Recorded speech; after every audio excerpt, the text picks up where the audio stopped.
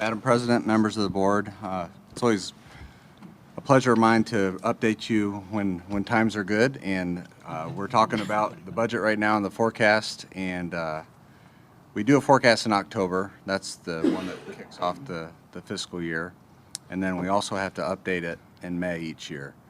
I'm glad to announce that we're materially on target. If I pulled up this picture from the last time, this slide from the last time, it basically looks almost the same. I've updated all the numbers through April and forecasted out the next couple months of the fiscal year. So through 2017, we're about 3%. I anticipate we'll be about 3% over on revenues, which is good, and about 1% under on expenditures. So we're right on target. We want to be around 2% on each side of those. So we're right where we want to be.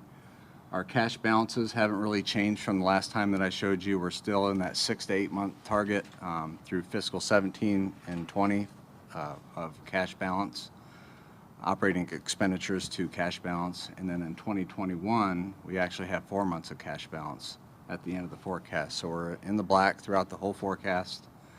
But there are some things that are happening right now that I think is important to discuss. You probably will not be able to see this slide online up there, but you can see it at your station.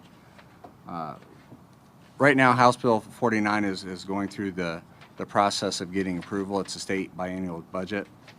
Roughly 60% of our funds come from the state of Ohio in our general fund to fund our schools. And the three areas it comes from is unrestricted grants and aid, restricted grants and aid, and property tax allocation. And those are on your forecast. You can see it's line 1.035, 1.040, and 1.050. In the past, I'd shown some slides where how our tangible personal property tax reimbursement was also factored into state funding.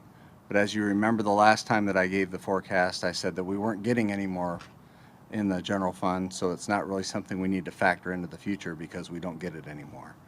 So anytime that we're looking at these in the past, we'd have to always factor in, okay, we're getting X amount more in state aid, but they're taking away a little bit of our tangible personal property tax allocation. That's not the case anymore. So when I'm comparing things, it's all apples to apples. Under the current two proposals, we have an executive proposal out and a House proposal out. Both of those put us somewhere between a 4.5% to 5.5% increase in each year.